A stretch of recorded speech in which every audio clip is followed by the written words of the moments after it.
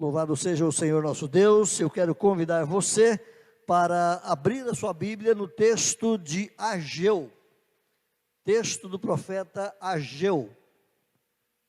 Ageu é o antepenúltimo livro da Bíblia, lá no finalzinho, encostando em Malaquias, da Bíblia não, desculpe, do Velho Testamento, encostando em Malaquias, próximo ali ao finalzinho da Bíblia, do Velho Testamento, você tem o livro do profeta Ageu.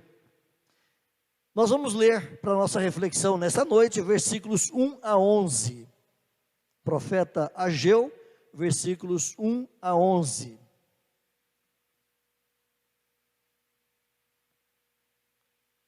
Queremos agradecer a presença de todos os irmãos, especialmente aqueles que nos visitam, que eu gostaria de não chamar mais de visita, especialmente os amigos aqui do Caio, que têm vindo já várias vezes com ele. Sejam muito bem-vindos em nosso meio, que Deus continue abençoando. O casal aqui também no último banco da fileira do meio, é um prazer tê-los conosco, Deus abençoe vocês por estarem conosco também há mais vezes.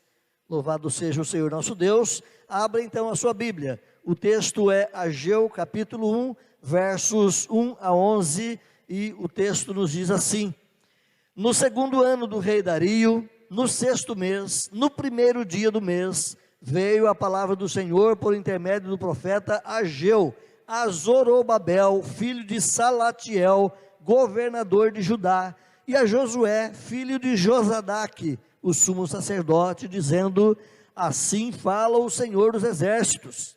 Este povo diz: não veio ainda o tempo em que a casa do Senhor deve ser edificada. Veio, pois, a palavra do Senhor por intermédio do profeta Ageu, dizendo: acaso é tempo de habitardes vós em casas apaineladas, enquanto esta casa permanece em ruínas?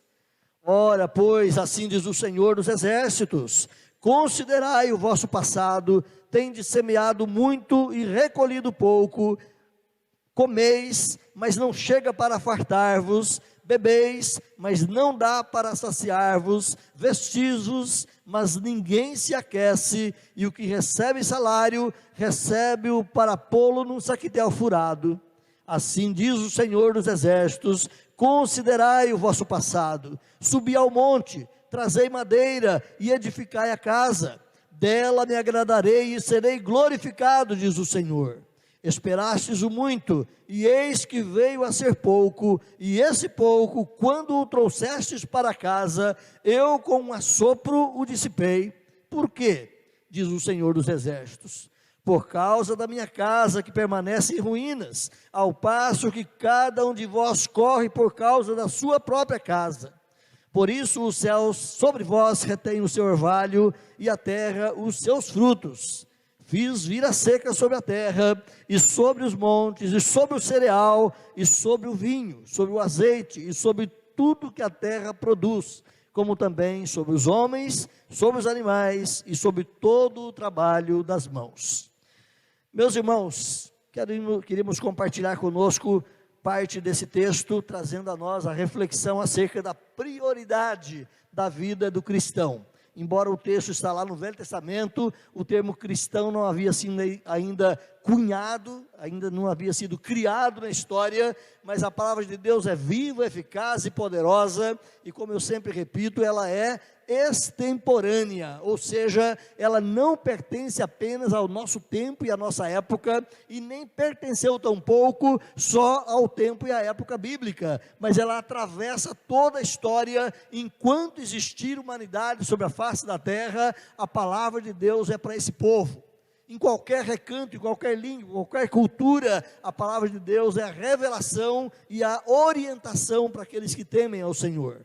Então, o grande desafio das Escrituras, meus irmãos, é que nos propõe a aprendermos a viver olhando para o reino de Deus em primeiro lugar. Jesus vai dizer num texto muito conhecido seu, lá em Mateus 6,33, certamente você sabe de memória: buscar em primeiro lugar o reino de Deus e a sua justiça, e todas as demais coisas vos serão acrescentadas. Todo cristão, ao longo da caminhada, ele decora, ele memoriza, ele sabe esse texto, porque é um texto que nos coloca na direção correta. O nosso alvo principal de vida deve ser buscar, em primeiro lugar, o reino de Deus e a sua justiça. Mas o grande desafio, em contraponto ao desafio da Escritura, que é nos ajudar a buscar em prioridade o reino de Deus, o grande desafio que o mundo propõe para nós, é justamente o de fazermos o oposto. Ao invés de buscar o reino de Deus, o mundo diz para você: construa o seu próprio reino, construa a sua vida, edifique, faça coisas, ajunte riquezas, tenha o seu patrimônio. É o que o mundo fala constantemente para nós, através das propagandas, das vendas, através de tudo que você tem à sua volta. É o desafio de você construir o seu próprio mundo e a sua vida.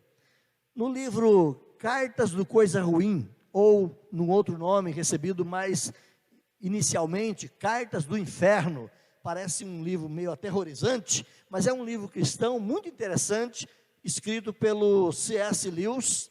C.S. Lewis é o autor daquela série Crônicas de Nárnia. Ele foi um grande filósofo lá na Inglaterra, depois veio a conversão, a fé em Cristo Jesus, e se tornou um grande pregador e um grande ensinador da palavra de Deus. C.S. Lewis, naquele livro Cartas do Inferno, onde um demônio mais doutorado, onde um diabo mais escolado ensina um diabo menor como derrubar o cristão, como derrubar a igreja.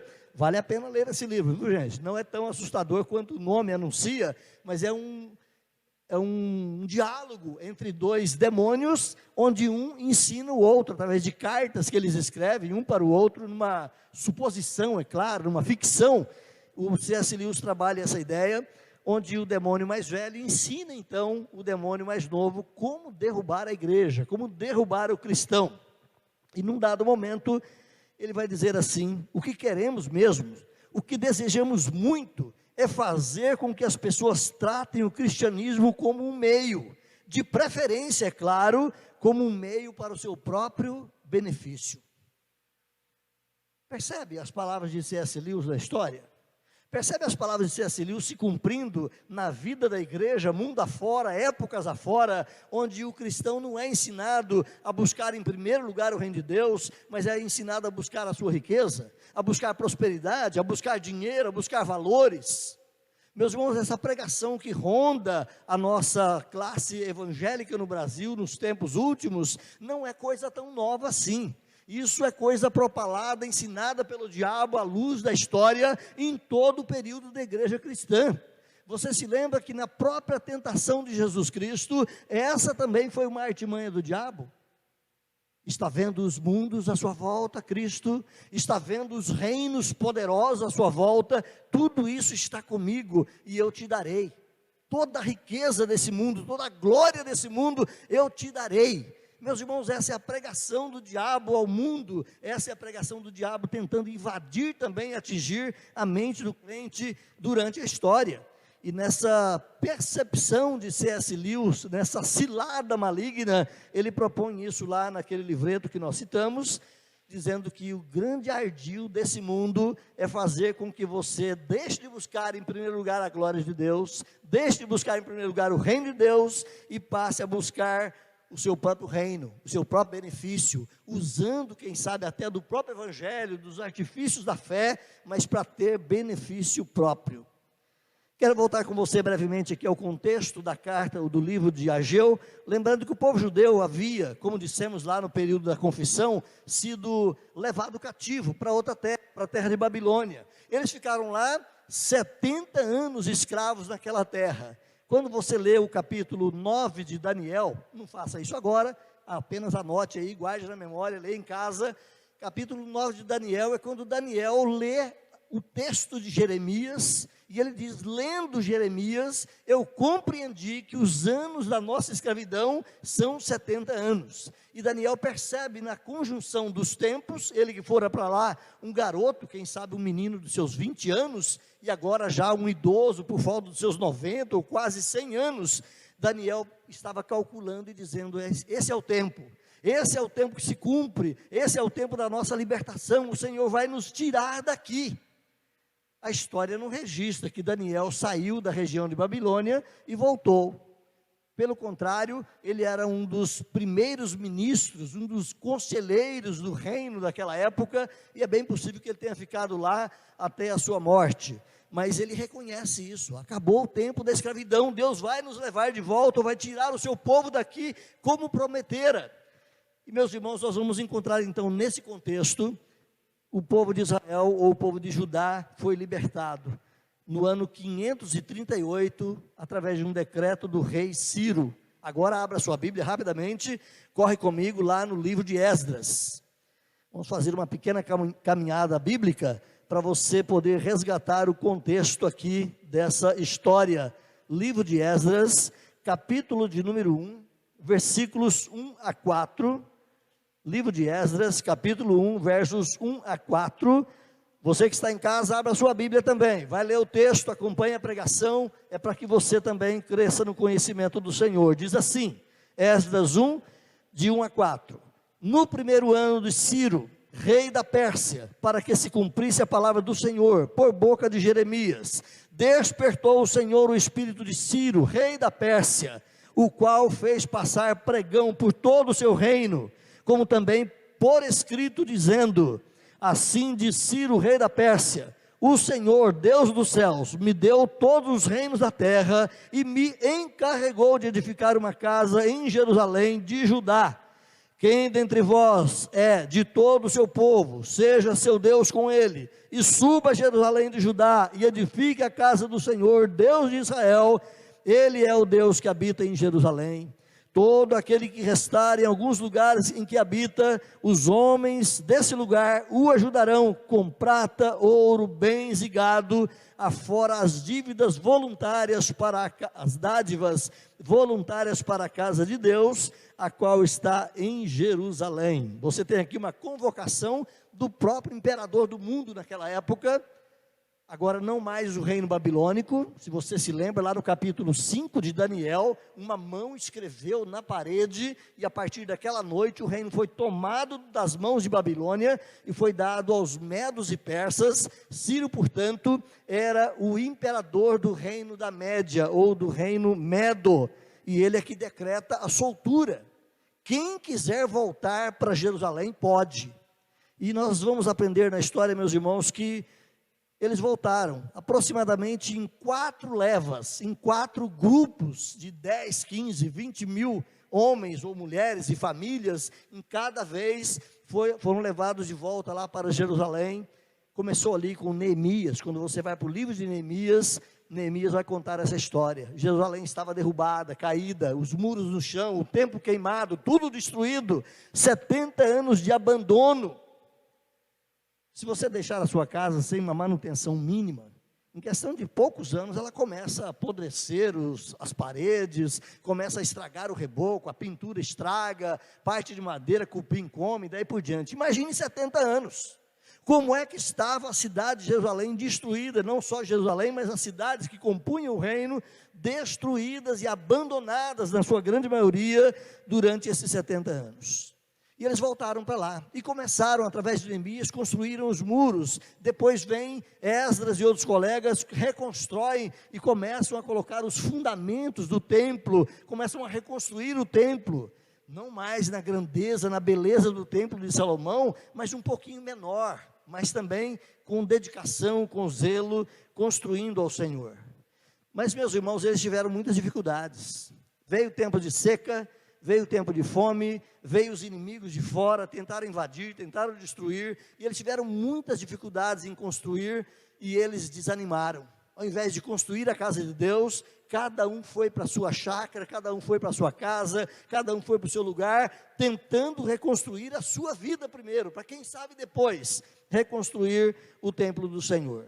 Tudo ficou parado, mais ou menos uns 25 anos, a construção do templo fica abandonada, os alicerces colocados, quem sabe paredes começadas a serem levantadas. Lembremos que não eram paredinhas finas e pequenas como as nossas, mas grandes construções de pedras lavradas, colocadas e ajuntadas umas às outras. Tudo ficou parado, quando então, mais ou menos pelo ano 520 antes de Cristo, no tempo do reinado de Dario, agora já não era mais o Ciro, mas o Dario reinando lá na Média. ele é notificado que tudo estava parado, que inimigos haviam pressionado para Jerusalém não ser reconstruída, e ele então decreta, a partir de agora vamos retomar, e ele decreta e manda que se comece de novo a reconstrução. Nesse período aparece então esse texto que nós lemos aqui de Ageu, capítulo 1, e você vai ter paralelo a isso o texto também de Zacarias, na mesma época, sendo escrito como uma motivação ao culto, ao serviço e à reconstrução do templo. Nesse período houve também oposição. Agora a oposição foi por parte de um homem chamado Tatenai, que era governador persa na região Trans-Eufrates. Se você se lembra da geografia bíblica, antes de chegar na região da Babilônia, havia ali o rio Eufrates e regiões desérticas, vindo para o lado de Israel, havia ali também muita gente morando naquela região, e o governador Tatenai é que faz pressão contra o povo de Israel. Dario I, ele redita o decreto, ele ordena que os seus inimigos fossem paralisados, e que o templo fosse então levado à frente. Eu quero parar um pouco aqui do contexto, a história é longa, tem muitos pormenores, mas é interessante perceber, meus irmãos, que o livro de Ageu, ele nos informa a data em que as profecias contidas nele foram entregues, a saber, olhe lá, capítulo 1, versículo 1 de Ageu. No 2º ano do rei Dario, no 6º mês, no 1º dia do mês, veio a palavra do Senhor por intermédio do profeta Ageu. Então, se a gente for colocar aqui o tempo da pregação de Ageu para a reconstrução do templo, se baseia, pegando outras datas que vão aparecer no livro, se baseia entre agosto e dezembro. Conta aí no dedo, mais ou menos 3 a 4 meses, foi o período de pregação, de ensino das profecias de Ageu, e o alvo de Ageu era um só: motivar, insuflar ânimo no coração, na vida do povo de Deus ali, para retomar a reconstrução da casa. Então, com esse quadro em mente, eu sei que demorei um pouquinho aqui na exposição da introdução, mas com esse quadro em mente, eu quero refletir nessa ocasião conosco, sobre como entender as prioridades, então, para o cristão. Como entender a questão das prioridades para o cristão. 3 coisas eu quero expor rapidamente conosco. Primeiro, quando a prioridade, meus irmãos, na nossa vida é o material, quando a prioridade da nossa vida é o nosso bem material, a casa de Deus muitas vezes pode ficar abandonada, a casa de Deus pode experimentar ruína.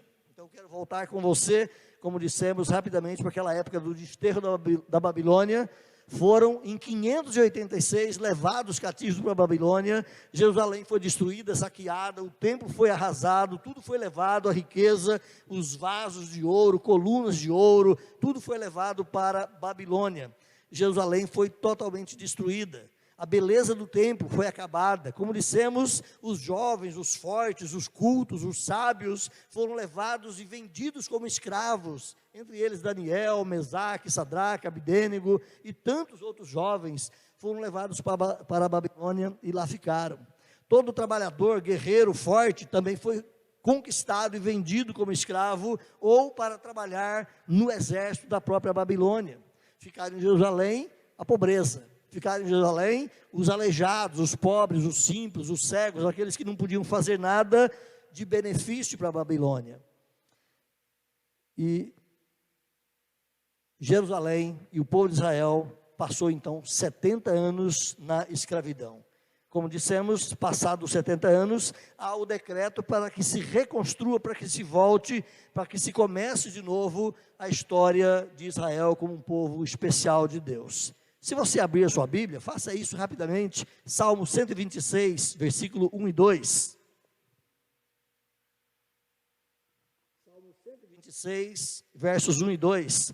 Esse salmo foi escrito um pouco depois dessa volta, dessa reconstrução, mas é uma lembrança do poeta, não é um salmo de Davi, obviamente, mas é um salmo de um poeta que ele vai dizer: quando o Senhor restaurou a sorte de Sião, ficamos como quem sonha.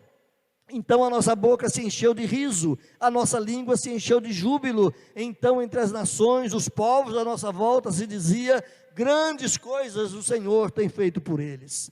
Esse Salmo 126 olha justamente para trás, alguns anos atrás, e vê o favor de Deus reconstruindo, restaurando a sorte de Sião, restaurando a história de Jerusalém, reconstruindo o seu templo, a sua cidade, a sua nação.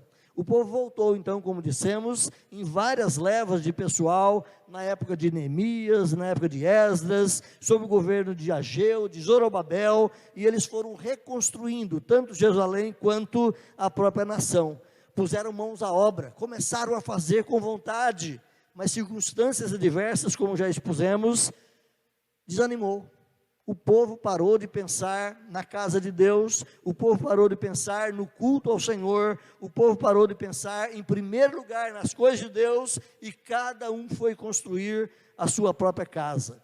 Com as dificuldades então daquele contexto, fome, seca, dificuldades em cultivo, muito problema rondando aquele povo, eles deram prioridade para a manutenção da vida deles, esqueceram que Deus poderia fazer, quem sabe a guisa do que ele fizera lá na caminhada do deserto, mandar pão do céu, sustentar o seu povo, abrir portas e fazer com que o seu povo tivesse sustento, mas eles acharam que Deus talvez poderia falhar com eles, e cada um foi à busca do seu próprio sustento, cada um foi à busca do seu próprio reino, do seu próprio lugar. Como dissemos, 25 anos depois, tudo caído de novo, as construções apenas iniciadas, e aparece então, pregando ali naquela região, esse homem, o profeta Ageu, dizendo para o povo se levantar, dizendo para o povo se animar de novo, dizendo para o povo encher-se do temor do Senhor, e começar de novo a colocar em primeiro lugar o reino de Deus.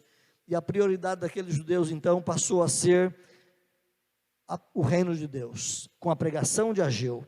Eu quero parar aqui, antes de avançar, e perguntar para você como é o quadro hoje, na maioria da grande quantidade de cristãos evangélicos que você conhece. Será que o nosso evangélico também está, cada um preocupado em que o reino de Deus avance, em missões, em ações, em resultados que mudem esse nosso mundo, em valores, em ensinos, em conceitos que transformem as da nossa sociedade? Ou será que cada um está preocupado em obter sucesso pessoal? Cada um está preocupado em ter, quem sabe, o seu bem melhor, e se sobrar tempo, eu invisto no reino de Deus.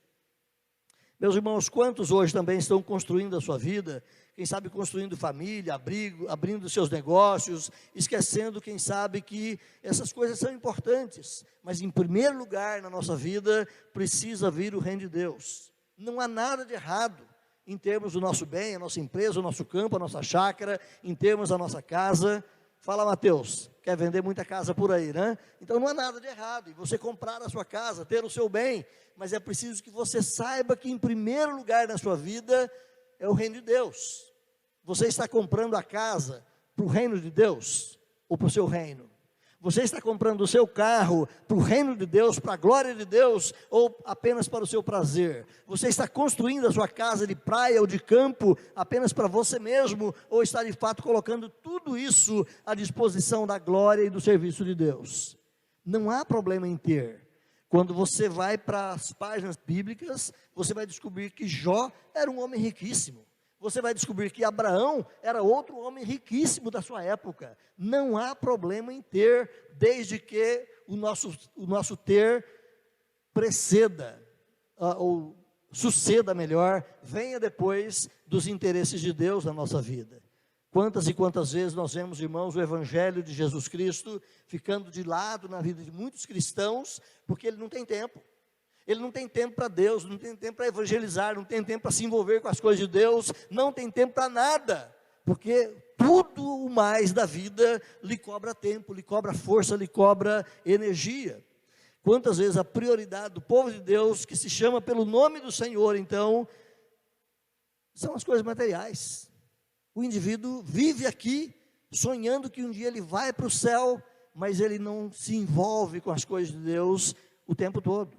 Podemos sim, como dissemos, investir no bem da nossa casa, dos nossos filhos, podemos ter sim e alcançar sim melhores condições e recursos, desde que o primeiro lugar seja o reino e a glória de Deus. Precisamos, portanto, então, reter a consciência de que o reino de Deus é a prioridade maior. Jesus disse: não acumuleis para vós tesouros sobre a terra. Ele não está dizendo que você tem que ser pobre e miserável. Ele está apenas dizendo: não tenha o seu coração nessas coisas. Não viva só em função do bem material, mas acumule tesouros dos céus, vai dizer Jesus. É preciso então ter em mente e ter em nossa consciência que o reino de Deus deve ser a prioridade dominadora de nossa vida. Nós não podemos perder de vista que o reino de Deus deve ser o referencial da nossa vida. Alguém falou um tempo atrás, e essa frase é repetida aqui e ali, você já deve tê-la ouvido certamente também outras vezes: nós preparamos os nossos filhos para o mundo. É isso mesmo? Nós estamos educando os nossos filhos para o mundo, nós estamos ajudando nossos filhos a terem uma boa faculdade, terem um bom ganho, quem sabe um bom trabalho, porque ele tem que enfrentar esse mundo.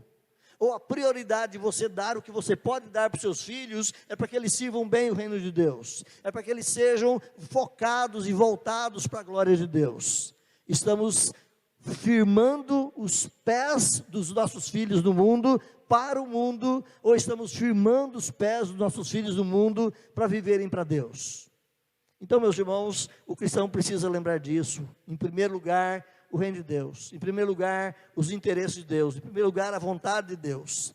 Assim como na história do povo judeu, também na nossa história, quando a prioridade se torna o material, a obra de Deus pode experimentar ruína. Segunda coisa, quando a prioridade é o material na nossa vida, não apenas a causa ou a casa de Deus experimenta ruína, mas o próprio povo de Deus muitas vezes também sofre. Vamos voltar para os dias de Ageu. O povo investiu mais em si e estava negligenciando a construção do templo. O povo estava muito mais interessado em cada um ajustar e arrumar ali a sua chácara, o seu ganha-pão, a sua casa, do que, em primeiro lugar, o reino de Deus. Como dissemos, passaram cerca de 25 anos entre o tempo do lançamento das bases do templo, até que aparece Ageu na história e fala: gente, estamos deixando as coisas de Deus de lado, estamos abandonando a casa de Deus. Deus deveria ser cultuado num lugar bonito e certo, e nós estamos deixando isso para depois. E Ageu então motiva o coração daquelas pessoas, e elas vão servir ao Senhor, mas elas abandonaram. Durante 25 anos, o povo estava mais preocupado em reconstruir suas casas bonitas, bem acabadas, com estuques, se fosse hoje, aquelas sancas de gesso bem arrumada, luzes internas. O povo estava muito mais preocupado em fazer o belo e o bonito para si, do que pensar na construção do templo para a adoração do Todo-Poderoso Deus. Olha o versículo 4, aí no capítulo 1 de Ageu, olha o versículo 4. Acaso é tempo de habitardes vós em casas apaineladas, enquanto esta casa permanece em ruínas? Casas apaineladas eram casas cheias de painéis, eram casas cheias de estuques, eram casas cheias de sancas, bonitas, bem adornadas, arrumadas, quem sabe contratando os melhores arquitetos, os melhores engenheiros da época, para fazer algo bom, luxuoso, gostoso, porque eu mereço, é o meu reino. Esse era o problema ali nos dias de Ageu. As bênçãos de Deus sobre o seu povo, meus irmãos, elas são sempre condicionais. São ilustradas aqui em bênçãos materiais, mas nem sempre bênçãos materiais reforçam, ou nem sempre bênçãos materiais representam realmente bênçãos de Deus. Um narcotraficante, por exemplo, ele pode ter muito dinheiro, ele pode ter muita riqueza, pode viver na opulência, pode ter uma vida luxuosa. E eu pergunto, ele está sob as bênçãos de Deus? Nem sempre o valor material representa que Deus está de fato abençoando o seu povo. Então nós vivemos em dias, meus irmãos, que a pregação do Evangelho apresenta Deus quase que a semelhança de uma boa fada, que com a varinha de condão, como diz a história, vai trazer riquezas, vai trazer bênçãos, realizando os desejos do coração de cada um. Deus, para muitos, é como o gênio da lâmpada que você aquece e pede o seu pedido, e faz o seu pedido, e Deus realiza até 3 desejos seus, assim como diz a história do gênio da lâmpada. Mas não, meus irmãos, Deus não é aquele que está ali para satisfazer os desejos do nosso coração. Deus não está ali à nossa disposição apenas para trazer aquilo que nós desejamos. É preciso lembrar que toda promessa de bênção feita por Deus, ela sempre é atrelada a um princípio. Ela é sempre atrelada a um mandamento. Honre os teus pais para que sejam longos os seus dias sobre a terra. Deus está prometendo dias longos sobre a terra, na condição de, primeiro, você honra os seus pais. E daí por diante, você pode buscar todas as promessas de Deus, elas sempre estão atreladas a princípios de obediência. Então é preciso que nós lembremos disso. A obediência é vital para que as bênçãos de Deus recaiam sobre a nossa vida. E de novo, bênçãos de Deus nem sempre são valores materiais. De repente você pode estar numa vida de piedade, de devoção, de obediência ao Senhor. Financeiramente você está fraco. Quem sabe não é hora ainda, Deus não vai abrir as portas para a riqueza na sua vida. E nem para todos Deus faz isto. Mas Deus, quem sabe, está derramando bênçãos sem medida na sua vida, ajudando você a ser um crente forte, vitorioso, poderoso, ajudando você a ser aquela pessoa que realmente experimenta uma vida de vitória contra o pecado, contra o diabo, contra o mundo, a ser um testemunho vivo da graça e do favor de Deus, abençoando outras vidas. É preciso então lembrar, meus irmãos, que Deus quer sim abençoar o seu povo, mas nem sempre bênção é sinal de prosperidade. O povo nos dias de Ageu, voltando para cá, para a história, era um povo que estava sendo infiel ao Senhor. E ele teve bênçãos retidas por um tempo. Aqui no caso, Ageu ilustra com bênçãos materiais. Olha comigo aí, versículo 6. Caminha comigo, Ageu 1, versículo 6. Vocês têm semeado muito e colhido pouco. Deus não está abençoando o trabalho de vocês. Olhe ainda mais no mesmo versículo 6, vocês têm comido, mas parece que vocês estão sempre com fome, sempre precisando de comer mais, sempre precisando de abastecer, a fome não está sendo saciada. Vocês estão bebendo, não glutonarias e bebedices, vocês estão bebendo, mas não chega a saciar a sede. Vocês estão se vestindo e comprando e tendo roupas, mas mesmo assim, parece que vocês não são aquecidos do frio. Vocês estão recebendo salário no fim do mês, mas quando vocês mal recebem, já pagou todas as dívidas e não sobrou nada no fim do mês. Como disse alguém, sobrou mês no fim do dinheiro. Não tem mais dinheiro, e daí? Parece que eu joguei o dinheiro num saquetel ou num bolso furado, é o que o profeta vai dizer aqui. Olha o final do versículo 6, recebem salário, e quem recebe, recebe-o para pô-lo num saquetel furado, ou seja, vai tudo embora, não sobra nada, não há aproveitamento do seu suor, do seu ganho. Assim diz o Senhor dos Exércitos, olhem para trás, olhem o que eu já fiz na história do meu povo. Mas você pode continuar, e ainda no versículo 9, esperastes o muito, e eis que esse muito veio a ser pouco, e mesmo assim, quando vocês receberam esse pouco, eu o soprei, e o dissipei. Por quê? Vai perguntar o Senhor. Porque o coração de vocês não está em primeiro lugar na minha casa, porque o coração de vocês não está em primeiro lugar no meu reino, por causa da minha casa que permanece em ruína, ao passo que cada um de vós corre por causa da sua própria casa, cada um de vós corre para construir o seu próprio reino. Olha o versículo 10, por isso eu fechei os céus, e os céus não vai dar chuva para vocês, não vai dar orvalho para vocês, a terra não vai dar os seus frutos. Versículo 11, eu fiz vir seca sobre a terra, e sobre os montes, sobre o cereal, sobre o vinho, sobre o azeite, e sobre tudo que a terra produz, vocês não vão ter boas colheitas. Meus irmãos, muitas vezes Deus também age assim na vida do seu povo, em certas situações, para disciplinar.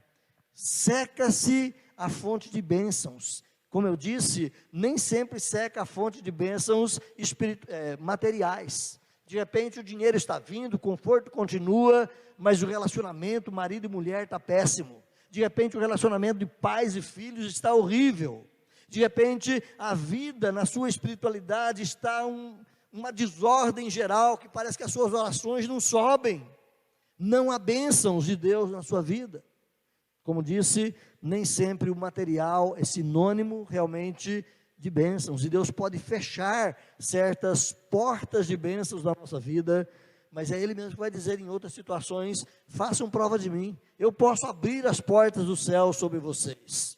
Então, meus irmãos, quando o nosso tempo precede o tempo de Deus, quando o nosso interesse é apenas material, muitas vezes a nossa vida também pode entrar em colapso, a nossa vida também pode entrar em ruínas.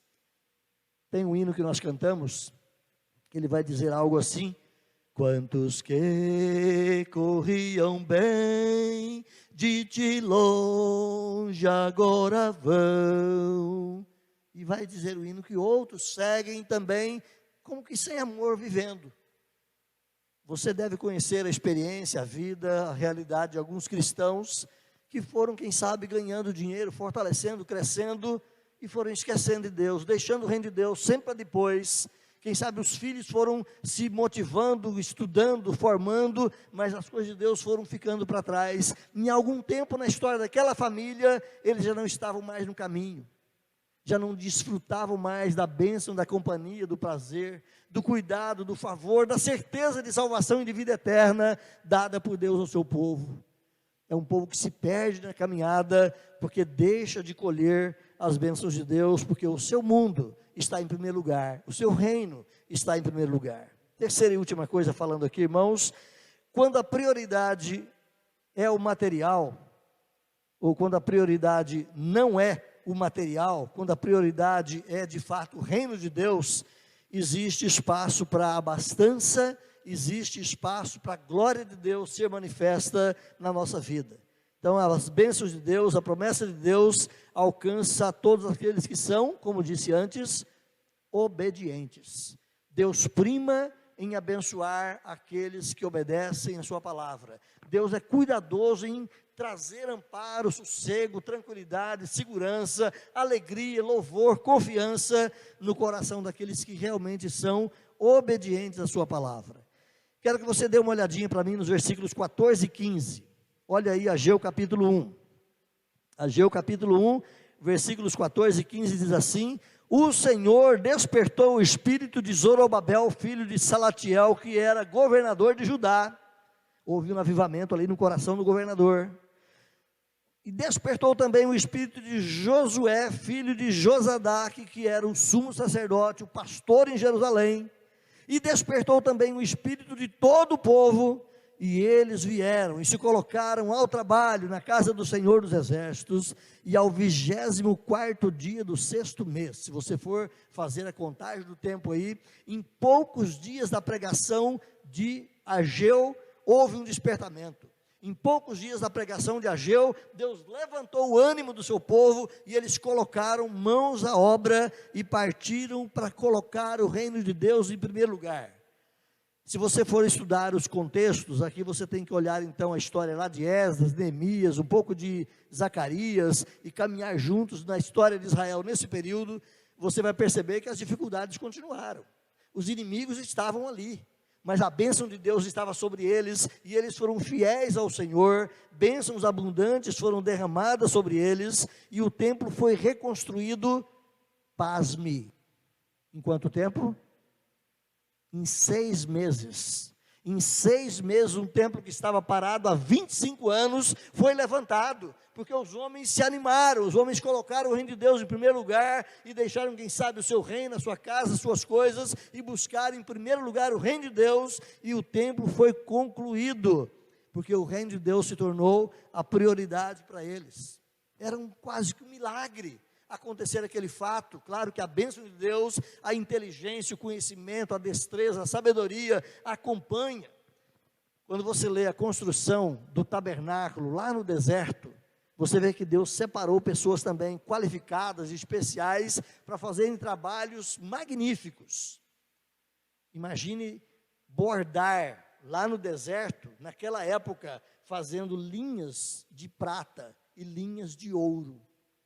Se hoje a gente já pensa e vê que é difícil fazer isso, imagine lá naquele período.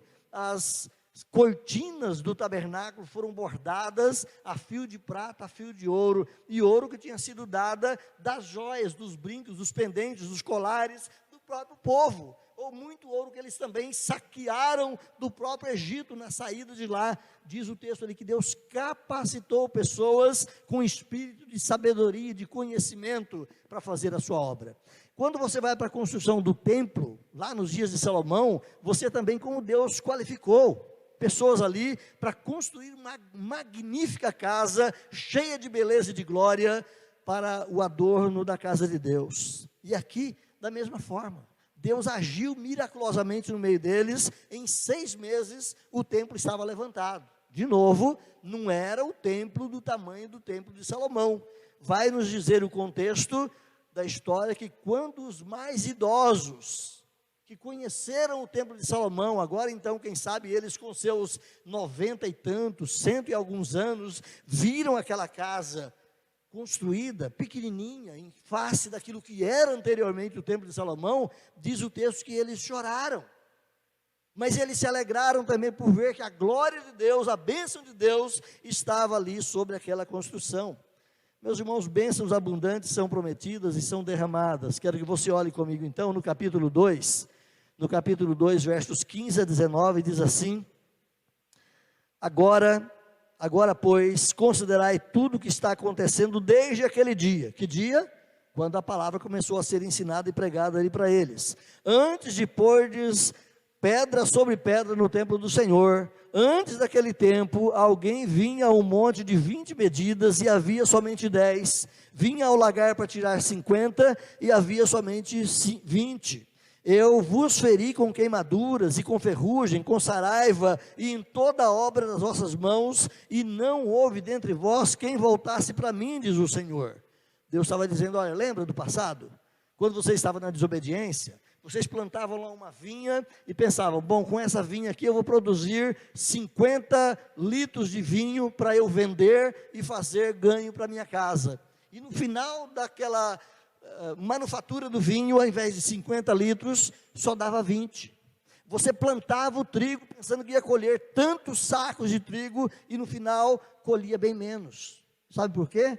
Porque eu estava oprimindo vocês, porque vocês estavam na desobediência. É o que Deus está dizendo aqui, versículo 17: eu vos feri com queimaduras. Aqui é na plantação. O sol foi quente demais, não teve chuva, queimou a plantação. Com ferrugem, deu praga no meio da plantação.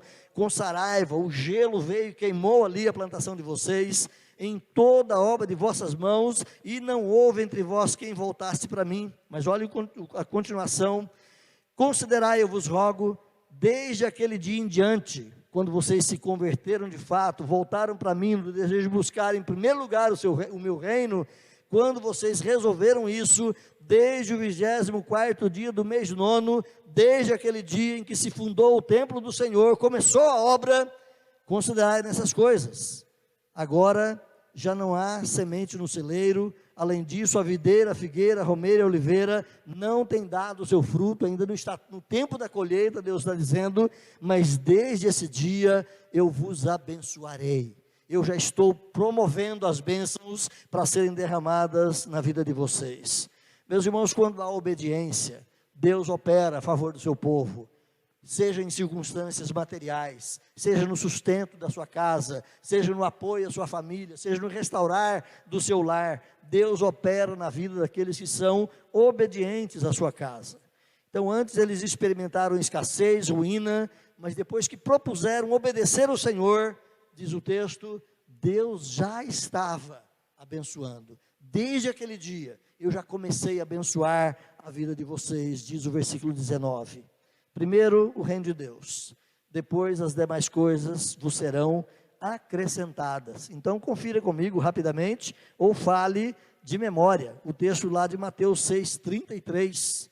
Buscai, pois, em primeiro lugar, o seu reino e a sua justiça, e todas estas coisas vos serão acrescentadas. Todas estas coisas. Eu pergunto, que são estas coisas? O sustento, o pão, o vestuário, a manutenção da vida, o pão de cada dia. Quando você ora o Pai Nosso, o pão de cada dia nos dá hoje, não é necessariamente apenas o pão que você come no café da manhã, ou o almoço que você vai ter na mesa, mas o sustento necessário para a vida. Seja o remédio, seja a saúde, seja a provisão, seja o cuidado, seja o trabalho, quaisquer que sejam as formas de Deus abençoar a sua vida, está incluso ali. E o texto aqui vai dizer, busque em primeiro lugar o reino de Deus, e tudo isso vai ser dado para você. Meus irmãos, Deus não promete riqueza para ninguém. Você não tem texto bíblico dizendo que Deus vai enriquecer a tua vida, e você vai sair daqui milionário por isso ou por aquilo. Mas Deus promete provisão, Deus promete sustento, Deus promete amparo, ajuda, fortalecimento, e não só, de novo, nos bens materiais, mas em toda a sua vida, Deus vai te abençoar. Então o padrão de Deus, irmãos, é o mesmo para todos os tempos. Deus não mudou e Ele não muda. A proposta de Deus ao seu povo continua a mesma em toda a Escritura. Quero ler com você versículos rápidos aqui. Provérbios 3, 9 e 10, é um texto que também você pode conhecer de memória. Provérbios 3, 9 e 10 diz assim: honra o Senhor com os teus bens e com as primícias de toda a sua renda. Honra o Senhor com os seus bens e com as primícias de toda a sua renda, e se encherão fartamente os teus celeiros, e vão transbordar de vinho os teus lagares. Deus não está, de novo, dizendo que Ele vai deixar você rico e milionário, mas Ele está dizendo que você vai ter o sustento necessário. Não vai faltar pão na sua casa, não vai faltar alimento na sua mesa, não vai faltar sustento. Deus vai abençoar a sua vida. O outro texto que você também conhece muito bem, 9 e 10, lá em Malaquias 3. Olha só que interessante. Provérbios 3, 9 e 10, Malaquias 3, 9 e 10. Parece até que Deus brincou com os números ali para facilitar para a gente, né? Malaquias 3, 9 e 10 diz assim: com maldição sois amaldiçoados, porque a mim me roubais, vós a nação toda.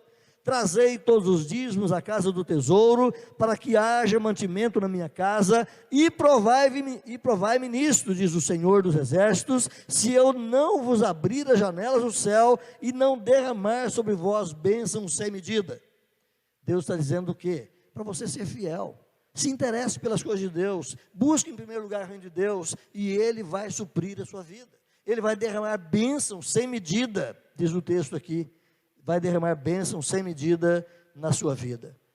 Meus irmãos, dízimo, contribuição com a causa de Deus, não é negócio. Eu sei que tem igrejas que pregam por aí um negócio, vem, põe aqui que Deus vai fazer isso e aquilo na sua vida. Não, Deus quer que você seja apenas fiel, o resto é com Ele. Se Ele vai te dar sustento, amparo, riqueza ou não, é com Ele. Se Ele vai dar apenas a provisão para a sua vida, para que você continue na dependência dEle o tempo todo, é com Ele também. Ele é o soberano. Para uns Ele dá riqueza. Por que Ele não dá para todos? Ele é Senhor, Ele é o dono da prata e do ouro, e Ele faz com a sua prata e com o seu ouro aquilo que Ele bem quer. Mas Ele promete ao seu povo que aqueles que são obedientes e buscam em primeiro lugar o seu reino, Ele vai dar provisão, Ele vai dar o socorro, Ele vai dar o amparo necessário. Mateus 6, 33, de novo, busque em primeiro lugar o reino de Deus, e as outras coisas Ele vai cuidar de você, nas outras coisas Ele vai te dar sustento. Estamos no mundo sob maldição, estamos num mundo onde cada parte dessa nossa terra está debaixo de uma maldição lançada por Deus lá no Éden. Disse Deus a Adão: maldita é a terra por tua causa. E você não encontra em nenhum lugar da Bíblia que a maldição foi retirada. Nós vivemos num mundo onde a maldição campeia em nossa terra. As doenças, os problemas, as dificuldades, as crises, os embates interpessoais, tudo isso continua existindo, porque nós estamos numa terra maldita. A terra bendita é a terra por vir, é a terra celestial que Deus há de trazer à existência no retorno do seu Filho, do seu glorioso Filho Jesus. Enquanto nesse mundo, disse Jesus, passareis por aflições. É a terra maldita, É o lugar, como diz Paulo em Romanos capítulo 8, nós gememos e choramos o tempo todo. A terra geme o tempo todo. A esperança é de um mundo melhor, que Deus há de trazer lá na frente. Mas enquanto gememos e choramos, enquanto a terra geme e chora, aqui também nesse tempo de maldição, Deus conforta, consola, anima e dá poder e graça ao seu povo. Nós vamos passar por problemas assim como o ímpio. A gente poderia pensar, Deus poderia dar saúde, vida, dinheiro, riqueza e bens para o seu povo e deixar as desgraças só para o ímpio. Não é mesmo? Que a gente poderia pensar assim? Mas Deus derrama chuva, sol e bênção sobre maus e bons, disse Jesus lá em Mateus capítulo 5. Porque Ele é gracioso para com todos, mas as privações, as provações e as dificuldades também recaem sobre todos. Agora, lá na eternidade, no novo céu e nova terra, a promessa é que só o povo de Deus, só os tementes a Deus habitarão nesse novo mundo. E aqueles que foram imerecidos, aqueles que foram desprovidos da graça de Deus, eles não vão receber a riqueza eterna. Enquanto aqui, a promessa é que vocês vão passar por aflições, mas tende bom ânimo. Jesus disse, eu venci. Vocês também vão estar comigo e serão mais do que vencedores. Termino aqui, irmãos, dizendo que o texto de Ageu, ele clama a plenos pulmões para que o cristão saiba viver dentro da prioridade, para que o cristão lembre que a sua riqueza, o seu reino não é aqui, mas o seu reino e a sua riqueza está no reino de Deus. Todos os bens e riquezas que aqui pudermos adquirir, lembre disso, vão ficar aqui mesmo. Louco, disse Jesus, essa noite pedirão a tua alma e o que você fez vai ficar para quem? Você não vai levar, é o que o texto bíblico nos ensina. Mas Jesus disse, então, não acumules riquezas, não acumule tesouros aqui nessa terra, mas acumule riquezas lá em cima. Se você tiver riquezas, bens, coisas aqui, lembre disso, tudo é para Deus, tudo é de Deus, tudo é para a glória do Senhor. Queridos, que cada um de nós possamos viver aqui, de modo que a prioridade na nossa vida seja o reino de Deus. E todas as outras coisas sejam periféricas. O centro da vida é o Senhor, a glória de Deus, o nome de Deus, a proclamação do seu nome e as outras coisas que Deus quiser nos dar. Ele vai dar para o nosso bem, para o nosso aprazimento e para a glória dele. Deus te abençoe, nos ajude a pensar prioritariamente no reino de Deus.